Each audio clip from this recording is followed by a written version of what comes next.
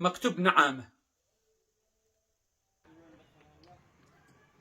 هي هكذا تجي النعامة؟ هذا ما هذا ديك رومي حلقوا له لهنا وقالوا له صنب يا احمد. هذا مشغول عامات هذا. هي هكذا النعامة؟ انا ما قد شفت شيء من اول نعامة، بس متأكد اني ما هي هذه نعامة. هذا يعني جمل، هذا يمكن جمل خسف الله به، خسف الله به بالدهر. ما انا ما داري بالنعامة كيف جاي، بس مستحيل ان هذه نعامة، لاني في حديقة الحيوان مكتوب نعامة يعني مش نعامة، لان كل شيء كذب.